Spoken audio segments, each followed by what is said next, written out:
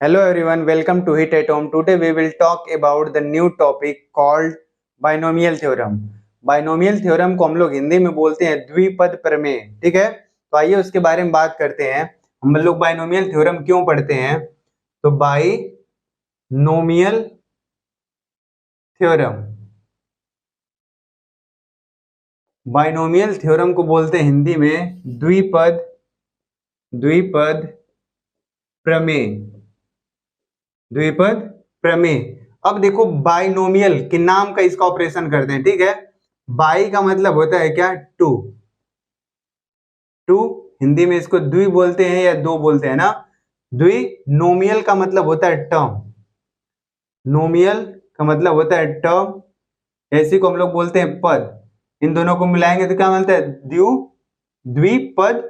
और थ्योरम का मतलब क्या होता है? प्रमेय। द्विपद प्रमेय। ठीक है, तो बाइनोमियल थ्योरम का मतलब होता है द्विपद प्रमेय। चलो बाइनोमियल थ्योरम के बारे में बात कर रहे थे। बाइनोमियल थ्योरम क्यों पढ़ते हैं? ठीक है, तो आइए बाइनोमियल थ्योरम क्यों पढ़ते हैं एक एक करके समझने की कोशिश करते हैं। देखिए, तो हम लोग पहले पढ़ते हैं बाइनोमियल थ्योरम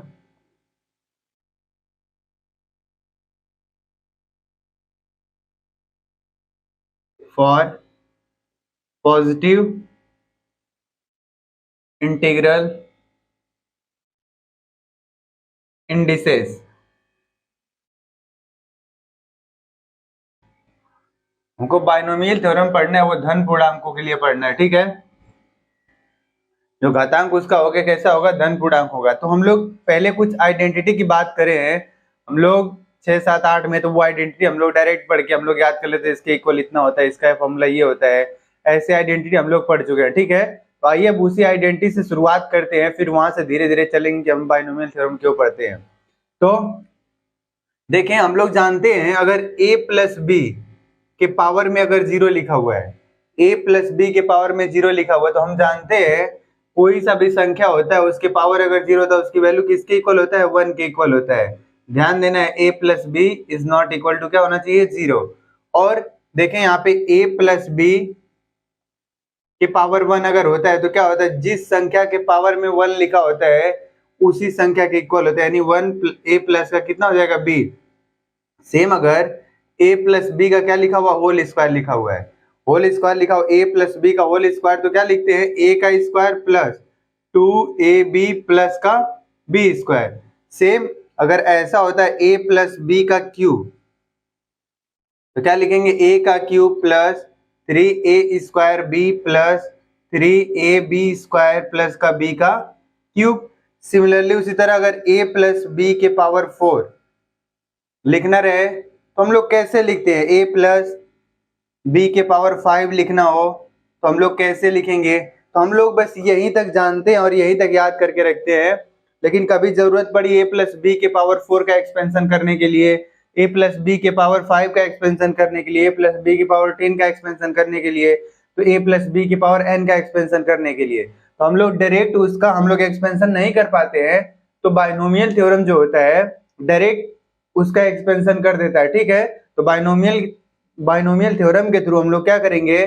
कोई सा भी अगर हमको a प्लस बी का पावर अगर जैसे ये आइडेंटिटी दे रखी है, अगर पावर 3 है, 4 है, अगर 5 है, अगर पावर जैसे जैसे बढ़ाते जाएं तो बाइनोमियल थ्योरम के थ्रू हम लोग क्या करेंगे? इसका एक्सपेंशन इजिली कर सकते हैं। हम लोग को फॉर्मूला रटने की जरूरत नहीं पड़ेगी। ठीक है, तो वो कैसे बनेगा? वो बाइनोमियल थ्योरम क्या है, उसका स्टेटमेंट क्या है, हम उसको अब पढ़ेंगे। ठीक है, तो यहीं तक अगर ऐसा होता है तो बाइनोमियल थ्योरम अगर नहीं हम डायरेक्ट यहाँ तक याद कर रहते हैं, तो ये सब आइडेंटिटी हम लोग याद करे रहते हैं, तो जैसे ही जरूरत पड़ती है तो इसका हम लोग क्या कर लेते हैं? किसी भी प्रॉब्लम को सॉल्व करने के लिए इस आइडेंटिटी का यूज कर लेते हैं। ठीक है, लेकिन कभी ऐसा जरूरत पड़ता है तो हम लोग को फॉर्मूला याद नहीं होता, तो हम लोग को वो कठिन लगने लगता है, जल्दी से हम लोग सॉल्व नहीं कर पाते हैं। सोचते हैं कि अब कैसे इसका फॉर्मूला पता ही नहीं है तो कैसे इसको सॉल्व करें। तो ऐसे को इजी बनाने के लिए, इसका एक्सपेंशन इजी करने के लिए हम लोग क्या करते हैं? बाइनोमियल थ्योरम का यूज करते हैं। ठीक है, और वो बाइनोमियल थ्योरम क्या है, आइए अब यहीं से शुरू करते हैं। बाइनोमियल थ्योरम क्या है? और एक चीज यहाँ पे देखें, कभी भी यहाँ पे एक्सपेंशन हो रहा है, देखो यहाँ पे a प्लस बी के पावर 0 है। पावर 0 कितने टर्म आ रहे हैं? टर्म 1 आ रहा है, यानी पावर अगर कुछ भी ना है तो कितने टर्म आ रहे हैं? 1 टर्म आ रहा है। अगर देखो पावर यहाँ कितना एक है तो यहाँ कितने टर्म आ रहे हैं, 2 टर्म आ रहे हैं। पावर 2 है तो कितने टर्म आ रहे हैं, 1 2 3 टर्म आ रहे हैं। पावर 3 है तो कितने टर्म आ रहे हैं, 1 2 3 4 टर्म आ रहे हैं। पावर अगर 4 है तो कितने टर्म आएंगे, 5 टर्म आएंगे। पावर अगर 5 है तो कितने टर्म आएंगे, 6। तो हमको साफ साफ पता चल रहा है कि अगर हम लोग एक्सपेंशन करते हैं इसका, तो नंबर ऑफ टर्म क्या होता है, अगर a प्लस बी के पावर में अगर कुछ भी होता है, अगर उसका एक्सपेंशन करते हैं तो क्या होता है, नंबर ऑफ टर्म जितना पावर होता है उससे क्या होता है, ज्यादा होता है। ठीक है, तो ये है। और एक चीज और समझ लें, इसी जगह आइडेंटिटी और इक्वेशन क्या होता है। ठीक है, तो आइडेंटिटी और इक्वेशन में अंतर क्या होता है, तो आइडेंटिटी जो दिया होता है जिसको सर्वसमीका बोलते हैं, और इक्वेशन होता है क्या, समीकरण। तो देखें मैं लिख देता हूं यहाँ पे, आइडेंटिटी और एक इक्वेशन होता है। देखो आइडेंटिटी क्या होता है, जिसको सर्वसमीका हिंदी में बोलते हैं, इक्वेशन का मतलब होता है समीकरण। तो जो आइडेंटिटी होता है वो हर एक वैल्यू के लिए ट्रू होता है, हर एक वैल्यू के लिए सत्य होता है, left hand side right hand side के इक्वल होता है।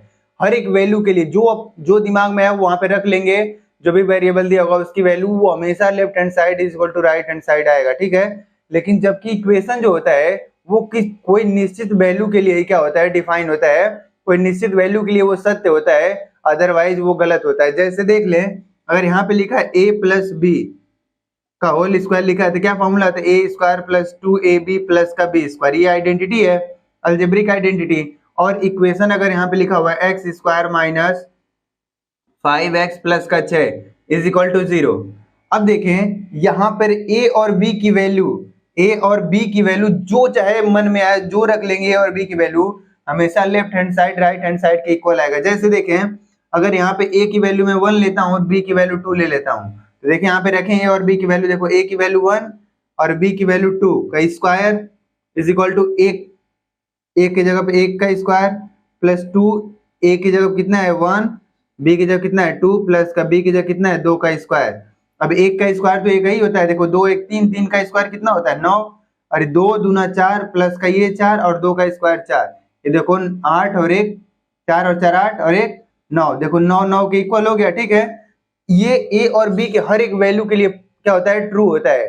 कोई सा भी वैल्यू रखेंगे left hand side right hand side के इक्वल आएगा। ठीक है, जबकि इक्वेशन जो होता है वो इसमें जो वेरिएबल होता है उसके कुछ निश्चित मानों के लिए ये कंडीशन क्या होता है, सत्य होता है, ट्रू होता है, अदरवाइज ये क्या होता है, फॉल्स होता है। ठीक है ना, तो हर एक वैल्यू के लिए डिफाइन नहीं होता। जैसे इसमें देखें, अगर इसको मुझको सॉल्व करना है तो x की इसमें कितनी वैल्यू निकल के आएगी, ये देखो क्वाड्रेटिक इक्वेशन दिख रहा है, तो इससे केवल और केवल 2 वैल्यू के लिए कंडीशन सही होगा, अदरवाइज हर एक वैल्यू के लिए क्या होगा, left hand side right hand side के इक्वल नहीं आएगा।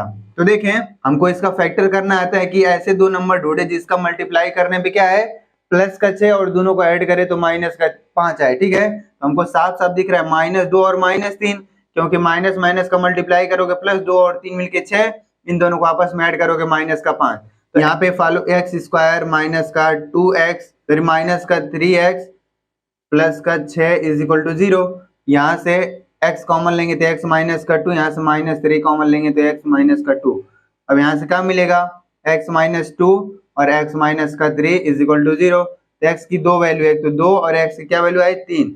ये केवल x इज इक्वल टू 2 और 3 के लिए इक्वेशन ट्रू होगा, अदरवाइज हमेशा क्या होगा, देखो अगर 2 रखें x की वैल्यू तो 2 का स्क्वायर कितना होगा 4 माइनस 5 और 2 10 हो जाएगा, प्लस का 6, देखो 6 और 4 मिलके 10, इधर 0 है, 10 माइनस 10, ये भी देखो 0 0 के इक्वल हो गया, 3 भी रखेंगे तो क्या होगा 0 के इक्वल हो जाएगा। ठीक है, तो जो आइडेंटिटी होता है वो हर एक वैल्यू के लिए जो भी उसमें वेरिएबल दिया होता है वो हर एक वेरिएबल के लिए क्या होता है, ट्रू होता है, जबकि जो इक्वेशन होता है ये कुछ ही वैल्यू के लिए सत्य होता है, अदरवाइज सभी वैल्यू के लिए ट्रू नहीं होता है। ठीक है, तो दोनों में डिफरेंस समझ में आ जाना चाहिए, आइडेंटिटी और इक्वेशन में। ठीक है, तो इसको पहले नोट कर लें। तो आइए अब समझने की कोशिश करते हैं a प्लस बी का whole square is equal to A square plus 2ab plus B square कैसे होता है।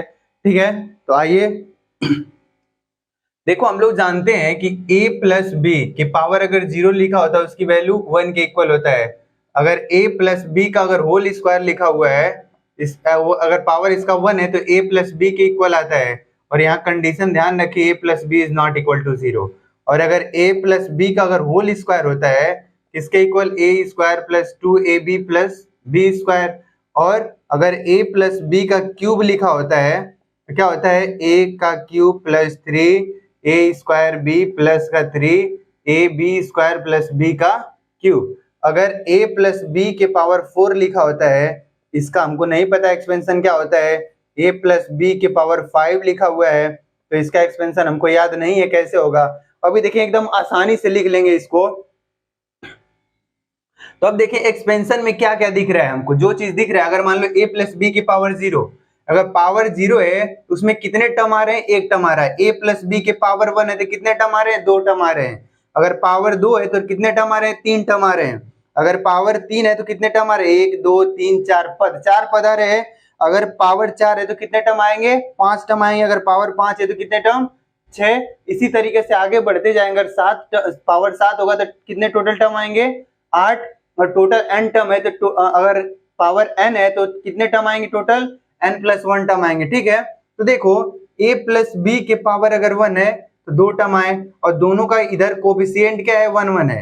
इधर देखो a प्लस बी का होल स्क्वायर है तो इसमें 3 टर्म आएंगे। क्या दिख रहा है, देखो पहले वाले का स्क्वायर दिख रहा है, जो पूरा पावर है पूरा स्क्वायर फिर प्लस ये कोफिशिएंट कैसे आ रहा है, अभी इसके बारे में जानिए कैसे आता है ये। फिर अगले में क्या हो रहा है कि जो a का पावर है देखो कम हो गया, 1 आ गया, अब b के पावर देखो 1 बढ़ गया। पहले यहाँ b के पावर 0, अब यहाँ 1 हो गया। ठीक है, अब अगले में जाएगा तो a के पावर 0 का मतलब 1 और पावर b का बढ़ गया। यानी जैसे जैसे हम सक्सीड कर रहे हैं, एक एक अगला अगला वाला टर्म लिख रहे हैं, उसमें पहले वाला जो पहला वाला पद है a का क्या हो रहा है, पावर एक एक करके डिक्रीज हो रहा है, और b का पावर एक एक करके क्या हो रहा है, इंक्रीज हो रहा है। कब तक, जब तक ये पूरा पावर तक ना पहुंच जाते हैं। ठीक है, तो देखो कैसे बात करते हैं इसको। तो यहाँ पे लिखा होगा पावर, पावर, और इधर क्या लिखा हुआ है, कोफिशिएंट, कोफिशिएंट। ठीक है, तो पावर यानी घातांक, इधर क्या लिखा हुआ है, गुणांक। अब देखो अगर पावर जब 0 है, पावर जब 0 है तो कितना आ रहा था, जब पावर 0 है तो कितने आ रहे हैं, 1। जब पावर 1 है तो कितने टर्म आ रहे हैं, 2। देखो पावर 1 है तो कितने टर्म, 2 टर्म, दोनों का कोफिशिएंट क्या क्या है, 1 1। देखो एक यहाँ 1 लिख लेते हैं और एक यहाँ 1 लिख लेते हैं। अब देखें जब पावर कितना है, 2, पावर 2 है तो कितने टर्म आ रहे हैं, 3 टर्म आ रहे हैं। कौन कौन से, देखो पहला गुणांक 1, फिर 2, फिर 1, तो 1 2 फिर 1, ऐसा हो गया। अब देखो जब पावर 3 है, जब पावर 3 है तो कितने गुणांक आएंगे, देखो 1 2 3 4।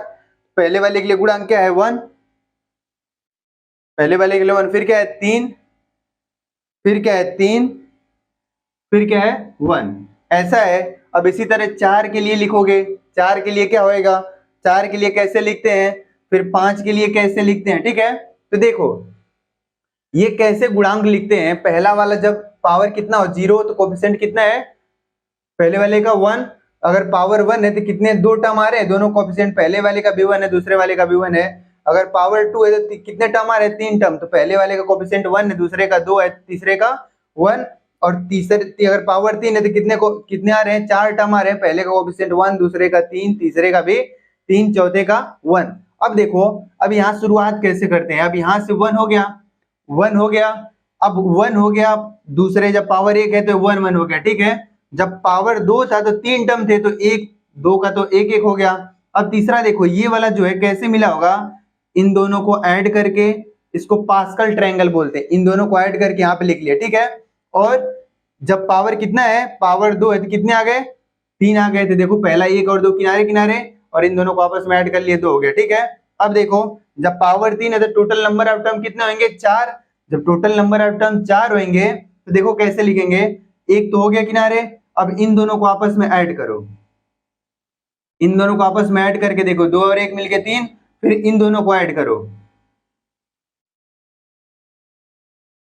देखो 2 और 1 मिलके 3, और किनारे किनारे 1 1। ठीक है, अब देखो नंबर अब 4 का लिख लेंगे इसी तरीके से। क्या करेंगे, पहले 1 लिखेंगे, पहले 1 लिख लिए, फिर क्या करेंगे, इन दोनों को आपस में ऐड करेंगे, 3 और 1 मिलिए कितना, 4, फिर इन दोनों को ऐड करेंगे, 3 और 3 मिलके 6, फिर इन दोनों को ऐड करेंगे कितना, 3 और 1 मिलके 4, फिर 1 को किनारे लिख देंगे इधर, ठीक है। इसी तरीके से 5 का एक्सपेंशन करना होगा, तो कोफिशिएंट अगर पता हो जाएगा तो हम आसानी से लिख लेंगे। देखो 5 हो गया तो 5 को कैसे लिखेंगे, देखो 1 तो लिख लो पहले, फिर क्या करेंगे, इन दोनों को ऐड करेंगे, फिर यहाँ पे लिख लेंगे, फिर इन दोनों को ऐड करेंगे, फिर यहाँ पे लिख लेंगे, यहाँ पे क्या लिखोगे 5, अब इन दोनों को ऐड करोगे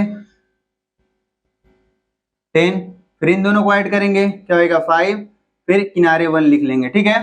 तो इसी तरीके से हम लोग कोफिशिएंट को पता करते चले जाते हैं और इसका एक्सपेंशन लिख लेंगे। देखो क्या है, अब a प्लस बी के पावर 4 का एक्सपेंशन लिखना है हमको, तो कैसे लिखेंगे, अब देखो क्या लिखना है, पहले वाले का a के पावर पूरा लिखोगे, और यहाँ पे समझने के लिए b के पावर 0 लिख सकते हो, पहले वाले का पूरा पावर, उसमें b टर्म नहीं रहेगा, यानी b के पावर 0, b के पावर 0 की वैल्यू क्या है 1, फिर प्लस, अब क्या करना है, देखो अगले वाला जो टर्म लिखना है, इसमें टोटल 5 टर्म होंगे, तो 1 हो गया, दूसरा क्या लिखना है, इसमें से एक पावर कम करना है, 3 हो गया।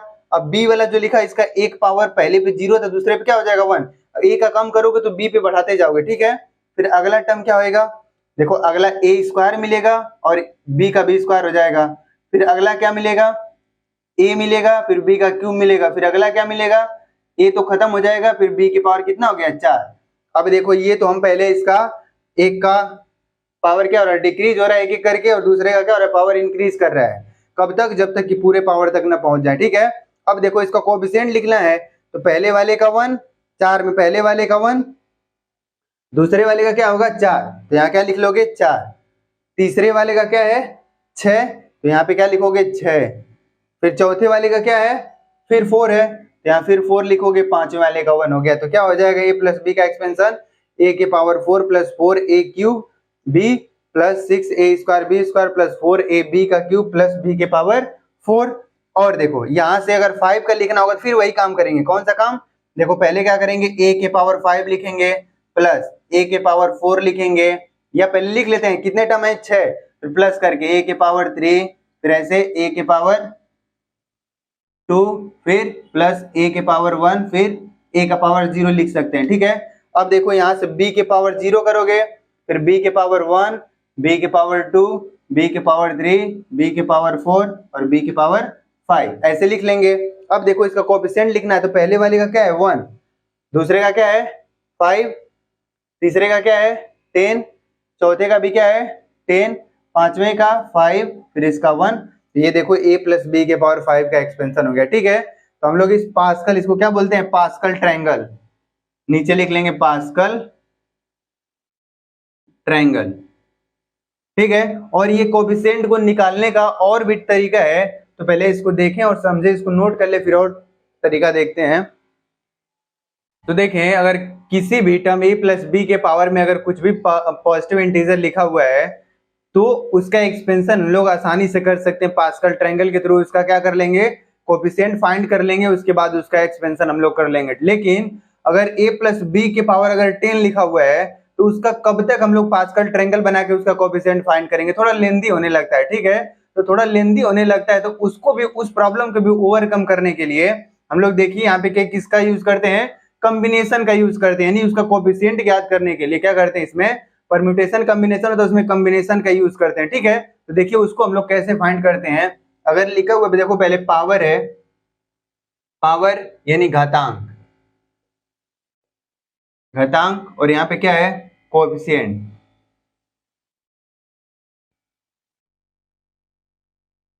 ठीक है। कोएफिशिएंट का मतलब गुणांक है इसका।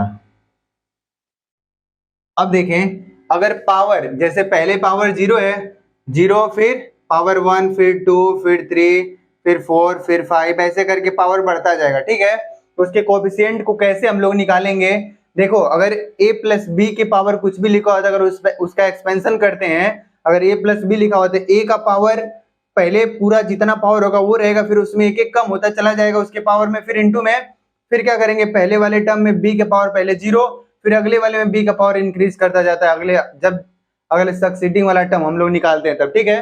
अगर पावर 0 है, a प्लस बी का पावर 0, उसमें कितने टर्म आएंगे, एक टर्म आएगा, एक टर्म आएगा, तो उसका कोएफिशिएंट पता करना होगा। तो कैसे कोएफिशिएंट पता होगा उसका, देखो हमारे पास पावर 0 है, 0 में से 0 को ही सिलेक्ट करते हैं, देखो अगर एक टर्म है तो पहले ऐसे बना लेते हैं, ठीक है ना, एक, फिर अगर पावर एक है तो कितने टर्म आएंगे, दो टर्म आएंगे, दो टर्म को ऐसे लिख लेते हैं। अगर पावर दो है तो कितने टर्म आएंगे, तीन टर्म आएंगे, तो एक टर्म, दो टर्म, ये तीन टर्म हो गया, ठीक है। और पावर कितना है, तीन है, तो कितने टर्म आएंगे, चार टर्म,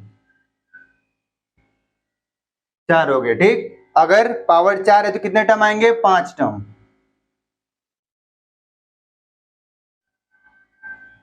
अगर पावर पांच है तो कितने टर्म आएंगे, छह टर्म आएंगे, ठीक है।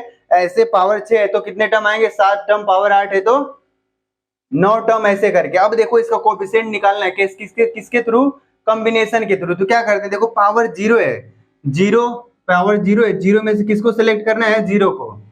पावर है जीरो, जीरो में से किसको सिलेक्ट करना है, जीरो को ही लेना है, ठीक है।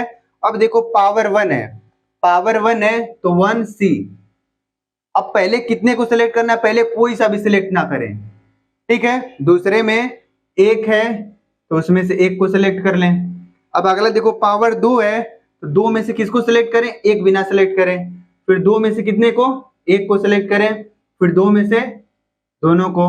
फिर क्या है, यहाँ देखो तीन है, तीन में से कोई ना, तीन में से फिर एक, फिर तीन में से दो, फिर तीन में से तीनों को। फिर अगर चार है तो फोर सी जीरो, फिर फोर सी वन, फिर four C two, four C three, फिर फोर सी फोर। ऐसे फाइव का होगा तो five C zero, five C one, five C two, five C three, five C four, five C five, five C six नहीं लिखेंगे। देखो five C six क्यों नहीं लिखेंगे, क्योंकि अगर जो नंबर ऑफ टर्म, टोटल जो नंबर एन है और आर तक जाना है तो हमको अगर एन से बड़ा नहीं होना चाहिए। क्यों, क्योंकि देखो अगर यहाँ पे फाइव लिखा हुआ है, सी लिखा हुआ है, इधर छह लिखा हुआ है, ऐसा कभी नहीं हो सकता, कभी संभव नहीं। आर जो है, ये जो आर है एन के इक्वल हो सकता है, आर जो है एन के इक्वल हो सकता है या तो जीरो। देखो अगर इसको कॉम्बिनेशन के थ्रू करते हैं तो एनसीआर लिखते हैं और इसका फॉर्मूला एन फैक्टोरियल अपॉन ये आर का अरेंजमेंट, फिर एन माइनस आर का फिर फैक्टोरियल लिखते हैं। और कंडीशन क्या होता है, जो आर होता है ये जीरो के इक्वल या जीरो से बड़ा और लेस देन या इक्वल टू एन होता है, ठीक है। ये कंडीशन होता है, ठीक है। अब देखो इसमें से हर एक वैल्यू पहले का था वन, फिर वन वन, फिर टू, ऐसे करके आ रहा था। देखें अब इसको जीरो सी जीरो, जीरो सी जीरो को अगर सॉल्व करना है तो क्या आएगा, जीरो का जीरो फैक्टोरियल, फिर यहाँ पे क्या लिखना है, जीरो फैक्टोरियल, फिर जीरो माइनस जीरो का जीरो, ऐसे होगा। जीरो फैक्टोरियल के वैल्यू वन के इक्वल होता है, किसके equal, zero factorial equal to one, one factorial equal to भी वन होता है। जीरो फैक्टोरियल वन, यहाँ पे one, zero minus zero, zero में जीरो फैक्टोरियल फिर से वन, किसके वैल्यू आ गया, वन के। इसको सॉल्व करेंगे तो क्या मिलेगा, वन। अब देखो वन सी जीरो लिखा हुआ है, वन सी जीरो, वन सी जीरो लिखा हुआ है तो वन फैक्टोरियल, ये जीरो फैक्टोरियल, फिर वन में से जीरो को घटाएंगे, वन माइनस जीरो फैक्टोरियल। अब देखो वन फैक्टोरियल की वैल्यू वन, जीरो फैक्टोरियल की वन, वन में से जीरो घटाओगे वन, इसका भी वन, तो इसके किसके इक्वल आ गया, वन के। इसका भी किसके इक्वल आ गया, वन के। और वन सी वन, वन सी वन, वन सी वन का देखो वन फैक्टोरियल, फिर वन फैक्टोरियल, आर की जगह वन है तो one factorial, one minus one यानी जीरो फैक्टोरियल। वन फैक्टोरियल की value one, one into one, ये भी किसके इक्वल आ गया, वन के, ठीक। ये भी किसके आ गया, वन के। और इसमें एक चीज ध्यान देंगे कि अगर ऐसा लिखा हुआ है, देखें अगर टोटल एन है इसमें से जीरो को सिलेक्ट कर रहे हैं तो भी वन के इक्वल आता है। अगर टोटल में से टोटल को सिलेक्ट कर लेते हैं तो भी किसके इक्वल आता है, वन के इक्वल आता है, ठीक है। जैसे अलग फाइव सी जीरो की वैल्यू भी वन के इक्वल होगी और फाइव सी फाइव की वैल्यू भी किसके इक्वल होगा, वन के इक्वल होगा। कैसे, देखो यहाँ पे देखो फाइव फैक्टोरियल लिखोगे ऊपर, यहाँ जीरो फैक्टोरियल की वैल्यू वन, फाइव में से जीरो घटाओ तो फाइव फैक्टोरियल मिलेगा, फाइव फाइव कट गया, कितना मिल गया, वन। अब इधर फाइव फैक्टोरियल है, फिर नीचे वाले फाइव फैक्टोरियल, पांच में से पांच घटाओगे जीरो यानी जीरो फैक्टोरियल, तो ये दोनों कट किसके आएंगे, वन के इक्वल। तो अगर टोटल नंबर ऑफ टोटल कितने एन है उसमें से जीरो को सिलेक्ट करो तो एन सी जीरो की वैल्यू भी वन के इक्वल। अगर टोटल पूरा, अगर एक भी सिलेक्ट नहीं कर रहे हो या तो टोटल सिलेक्ट कर रहे हो तो भी उसकी वैल्यू किसके इक्वल होता है, वन के इक्वल होता है, ठीक है। तो ये जो भी अगर a प्लस बी के पावर में अगर जीरो, एक, दो, तीन, चार, पाँच, छह है तो उसका कोफिशिएंट हम लोग कॉम्बिनेशन के थ्रू भी निकाल सकते हैं, ठीक है, या तो पास्कल ट्रायंगल के थ्रू भी निकाल सकते हैं। जो पास्कल ट्रायंगल बनाए थे अब उन्हीं को आपस में ऐसे करते जाएंगे, बड़े वाले के अगर कोई सा बड़ा पावर अगर दिया होगा तो उसका पास्कल ट्रायंगल बना बना के ज्यादा कठिन होने लगेगा, ठीक है। तभी यहीं पे क्या करे थे, बाइनोमियल थ्योरम का क्या हुआ था, उत्पत्ति हुई थी और जिसको किसने बताया था, ब्लेज पास्कल ने। ठीक है, तो आप पहले इसको नोट कर लें, फिर आगे हम लोग एन टर्म के लिए देखते हैं।